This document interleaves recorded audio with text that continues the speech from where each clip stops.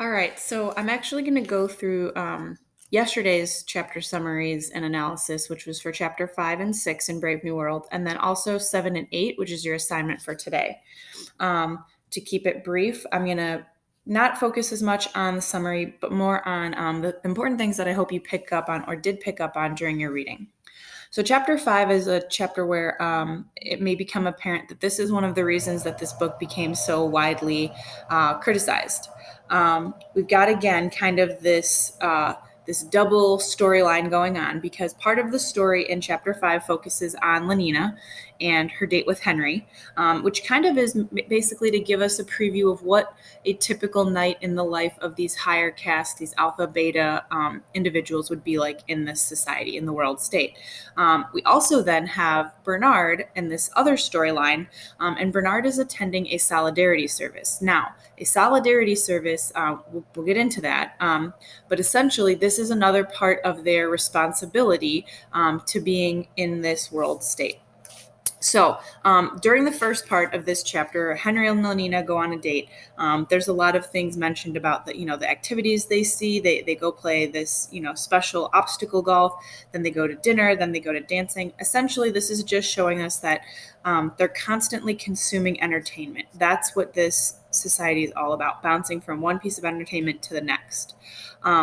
There is this interesting moment, a couple times actually, that happens during their date where Henry, who is this very upstanding citizen, he acts like you would expect a normal citizen to act. And Lenina has a few times where she kind of breaks through this. So if you're using Lenina as your hero's journey, there might be a couple good examples here of where she starts to get a call to action. In one philosophical moment, if you're in the book on page 74, she says they pass over the top of a crematorium, which is, dead bodies are burned there. And Lenina wonders aloud why it might be that an epsilon, who is a lower caste, produces the same byproduct as an alpha or beta. So in other words, if we're so much better, why is it that we're all, we produce the same amount of phosphorus, which, because this is a community, as soon as they're burnt up, they use the phosphorus that they collect that comes down. They use it in their society to help plants grow and things like that. And Henry's response is they are biologically equal. Lenina says it's really queer that alphas and betas won't make any more plants grow than those nasty little gammas, deltas, and epsilons. So she's actively thinking about the class system, which is something that, most of the time, because of their conditioning, they should just accept. This kind of brings us back to the idea that everyone should just be happy and enjoy what they've been conditioned to do. This is a quick moment, though, because later on they get back to their dance club. Everything that they do is intended to inspire not only entertainment but also pleasure in them. So the instruments and the noise has also scents that go along with it, and it's supposed to bring pleasure. And they're taking soma and they're eating soma ice cream. And at the end of the night, as a good citizen should, Henry and Lenina end up sleeping together, and she takes her conditioned contraceptive pill. On the other half of this then chapter, we've got Bernard, who attends what's called a solidarity service. A solidarity service, this is important for your understanding, is largely meant to mirror what we in our society would think of as a church service. So he is embarrassed, he runs in late, he sits next to a woman that has a unibrow, and this really bothers him. Again, bringing us back to the idea that Bernard has this kind of inferiority complex. He notices these things about other people because he feels insecure about himself. And if you note, there are certain things that they do at this service. They make the sign of the T, which is, for Henry Ford's Model T. They play a hymn.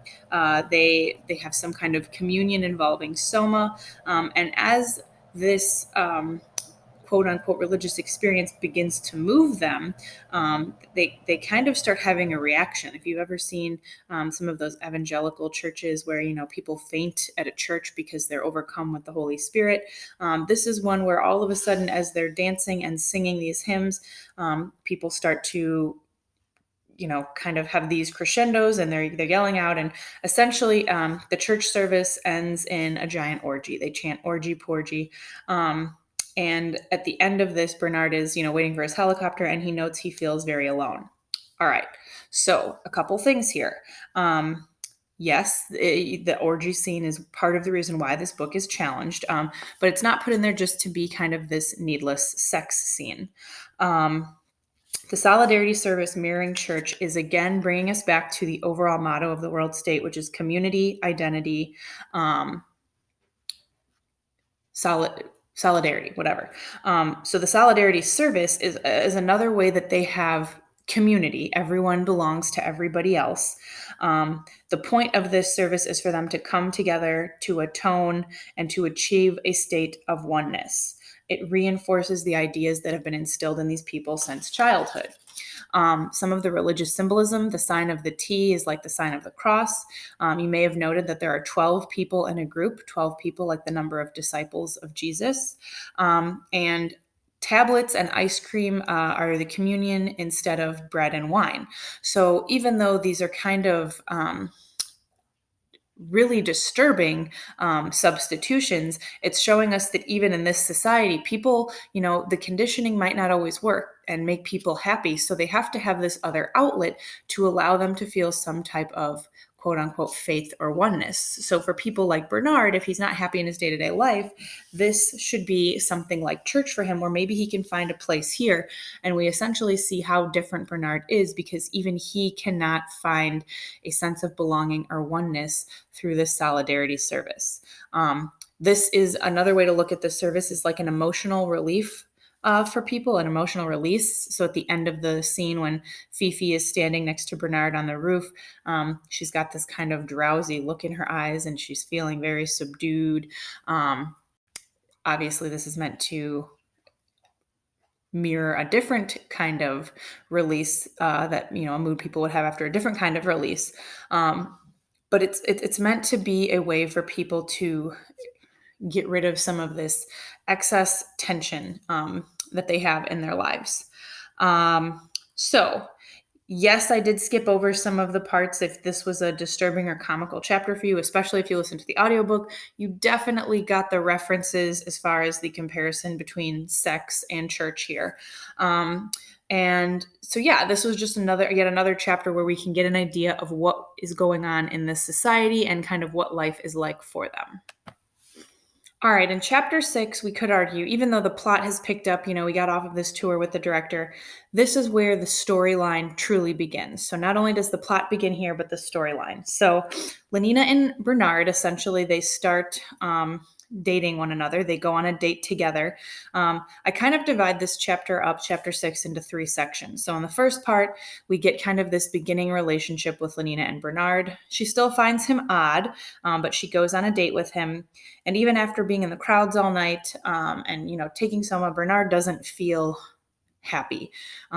So he ends up doing this really odd thing where he stops the helicopter as they're hovering above the English Channel, and Lenina kind of freaks out. And Bernard has a very different reaction than she does.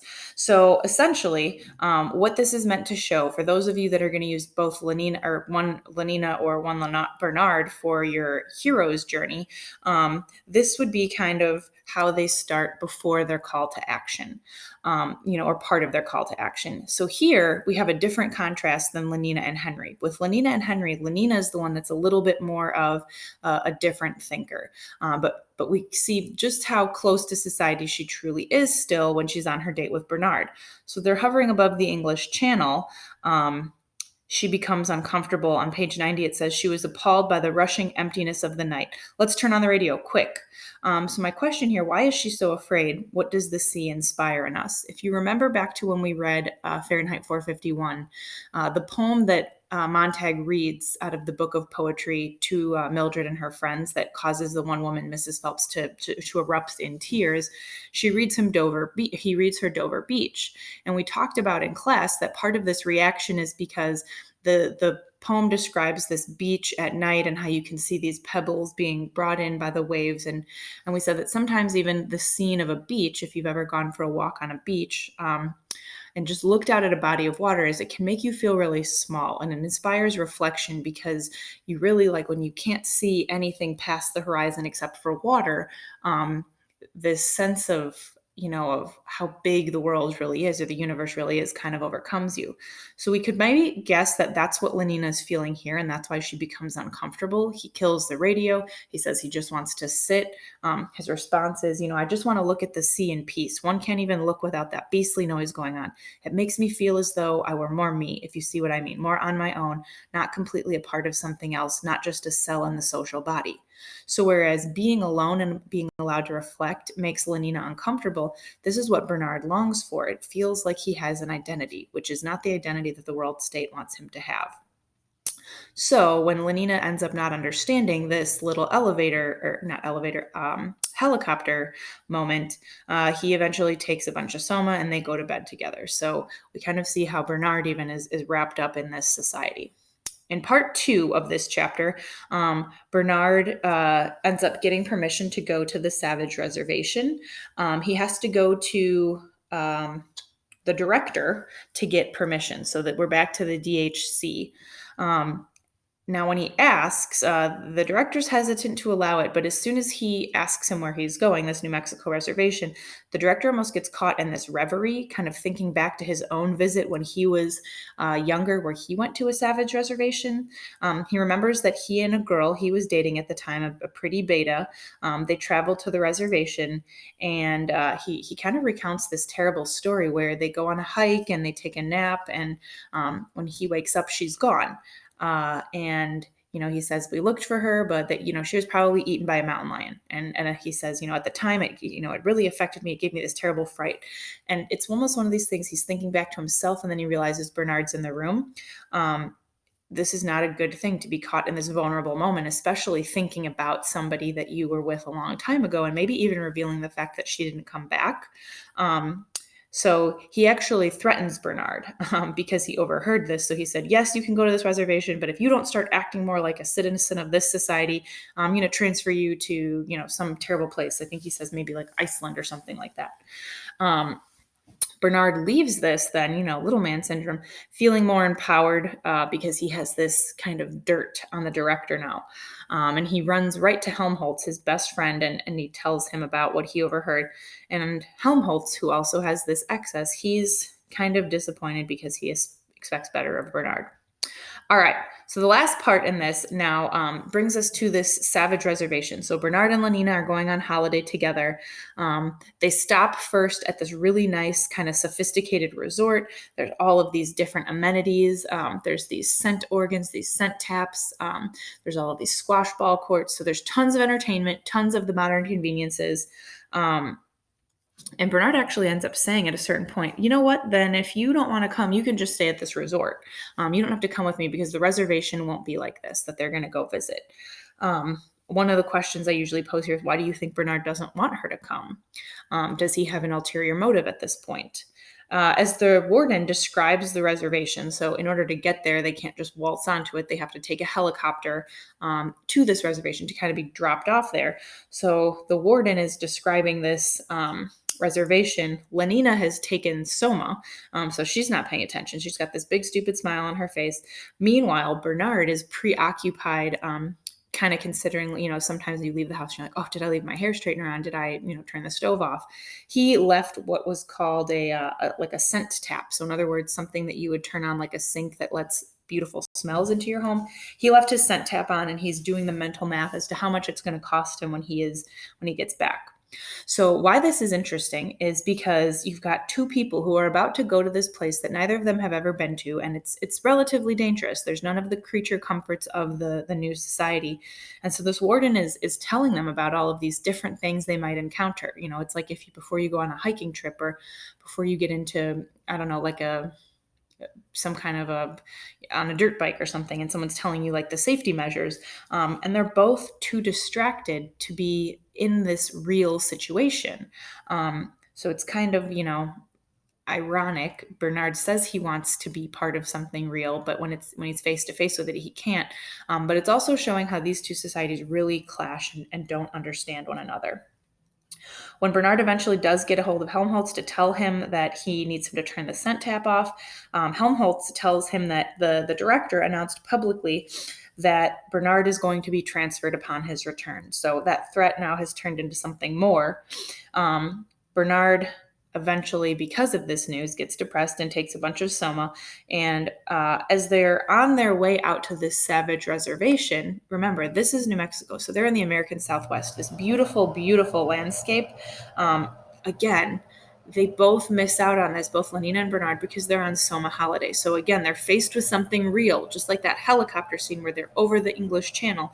They can reflect, they can sit back and look and wonder at something that, God made. It's just pure in nature. And instead, both of them are too tripped out on soma to notice any of it. For Bernard now, this trip has changed to not just, something that he can do with Lenina, but he has a little bit more motivation now. He has to figure something out in order to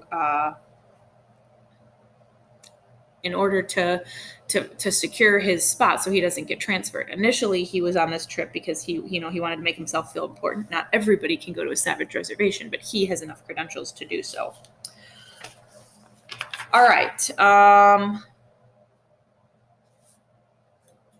Moving on to chapter 7. All right, chapter 7 is a shorter one, and chapter 7 actually, this will be the one that you guys are assigned to read for today. Chapter 7 is now taking place on the actual Indian reservation. So as a little bit of a contrast to this beautiful scenery that they probably saw, in New Mexico on their way, the Savage Reservation is probably not what either of them was expecting in terms of, the type of life or comforts that they're used to.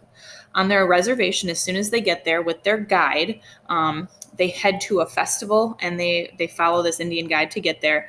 On the way, they see an old man. Now, this is notable because Lenina gets super freaked out because people don't look like this in the world state. They're preserved and they're pumped full of chemicals so that even someone that is, maybe 50 or 60 doesn't look so. They probably look closer to their 30s. So Bernard has to explain to Lenina why people look this way. And this is maybe just, Huxley's social criticism on the value of youth, especially because, remember, when he became a writer in Hollywood, he came out to America and was living in LA. So maybe something he kind of soaked up there. They left their soma behind. So when they're on the reservation and their soma holidays have worn off, they have to deal with the reservation as is. So completely somaless, like on their own. So all of these sights and smells and sounds and experiences are going to be true and genuine.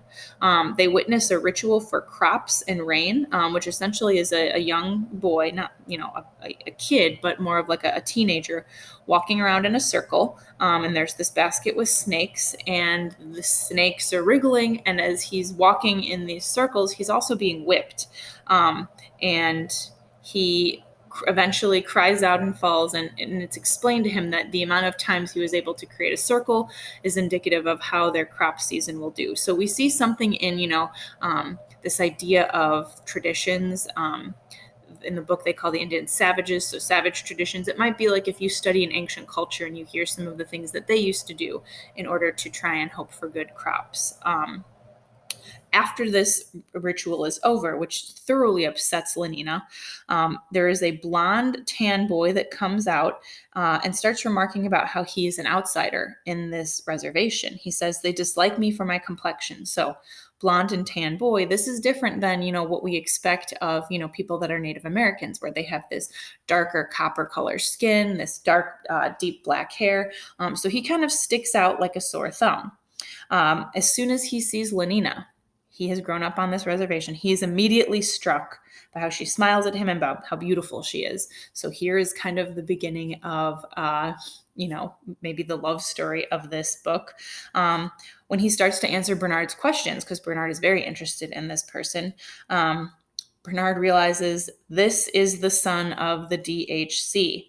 So that woman that the DHC left behind all those years ago that he thought was eaten by a mountain lion, apparently she survived. And not only did she survive, but she was pregnant before the DHC left. And this boy, John, is his son. On page 118 to 119, we then get a description of what his mother is like. Her name is Linda. And remember, Linda was a very attractive beta nurse, is what the director tells us. So she probably resembled Lenina very much so when she came to this reservation. Linda now does not look the same. So without those comforts of society, without those things, soma and maybe like regulated diet and all of the bumping from one place to another with exercise, we could say Linda has let herself go. Her reaction to her is utter and complete disgust. Linda begins to tell John a little bit about herself and her story.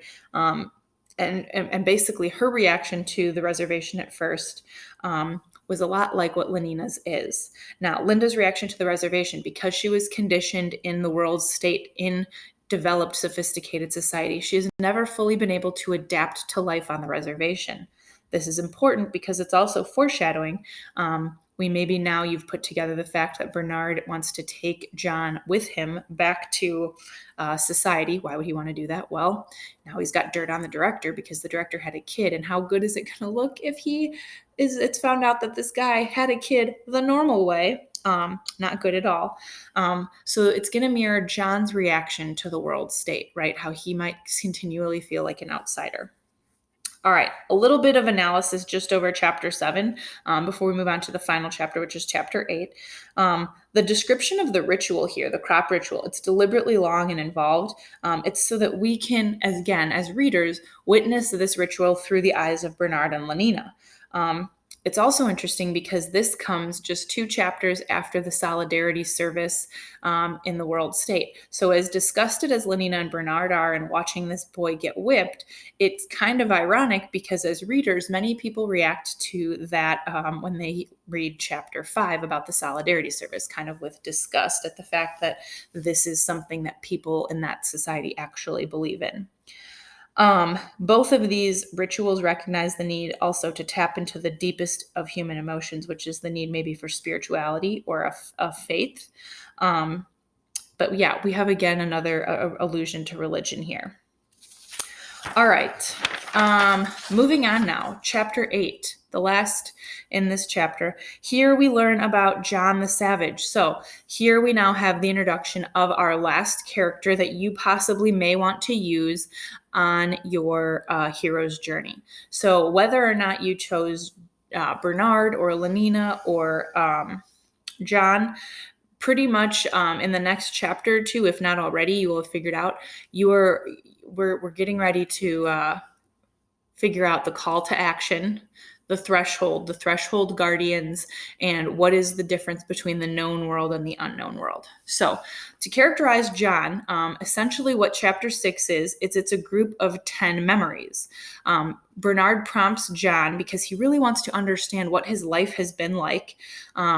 John starts remembering what he can about his life from as far back as he can remember. Bernard says, it's almost inconceivable, meaning his life. I shall never understand unless you explain. This, that, everything, all your life as far back as you can remember. So John begins. All right. So what we have is a series of memories. Again, there's breaks in the pages if you're reading this in the book, so that you can kind of tell where one memory ends. So his first memory is Linda singing to him when he was a small boy. And then all of a sudden he gets kicked out of the room by somebody named Popeye, not Pope, but Popeye. And Linda protests, that John is being kicked out, but essentially Popeye shows up so that he and Linda we say he can have her, quote unquote, so that they can have sex. So that's his first memory, his earliest memory. All right. So imagine him being that little boy getting kicked out of the room. His second memory is of Linda going to the looms with the other Native American women and children and seeing her leave crying because she broke something. Now, for most people, they can have a number of skills and things that they know how to do. But in this society that Linda is from, each person is just a small part of a bigger body. So she didn't understand about how things worked, like the whole, conditioning. She just understood her one little job, her one little part. So when she goes to the looms, she doesn't know anything about what to do, so she breaks something. When they arrive at home from this memory, Popeye is waiting at the door with mezcal, and he and Linda become drunk. So we can probably infer that because Soma wasn't available in this society, and that's something that Linda was probably addicted to in order to keep her happy, mezcal is a type of liquor. So here in this world, to deal with her unhappiness, she drinks. In the third memory that John has, women are beating Linda with a whip for sleeping with their men. John tries to rescue her and he ends up getting hit. And then Linda, instead of comforting him, lashes out at John and hits him because he's the reason that she is stuck in this place. So Linda, acting on her conditioning, believes that even the reservation, everyone belongs to everybody else, and that is not the case. So when these Native American women find out that their men, their husbands, or their boyfriends have been sleeping with Linda, they beat her. In the fourth memory, Linda begins telling John of the other place, while simultaneously an older man on the reservation tells him Native American tales from long ago. Now, at this point, you can probably gather John doesn't have a great childhood. His mother is this social pariah.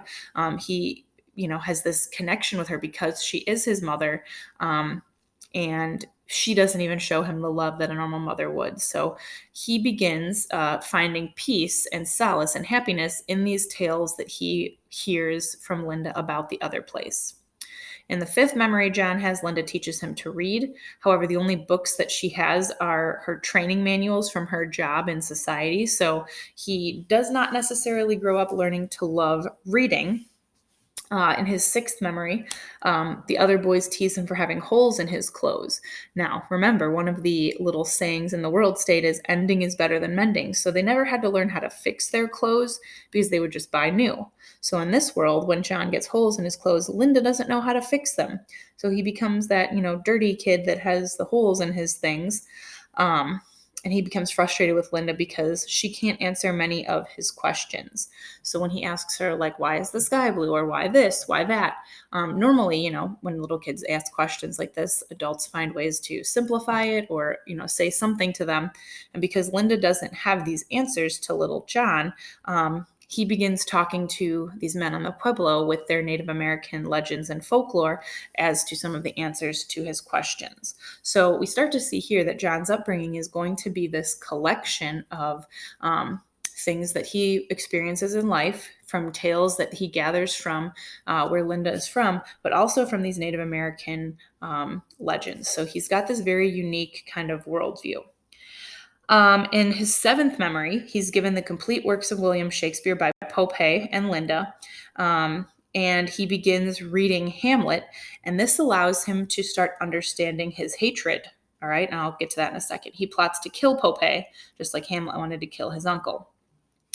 In his eighth memory, old Mitsima, who's one of the older men on the reservation, teaches him how to work the clay and also teaches him how to make a bow. In his ninth memory, he notices that the girl that he has always loved from afar, Kiakime, she's getting married, and he has not allowed to marry her, and his heart breaks. And then in his 10th memory, he is in line with the other boys to kind of go on this like vision quest where they're going to learn the different secrets of the antelope kiva.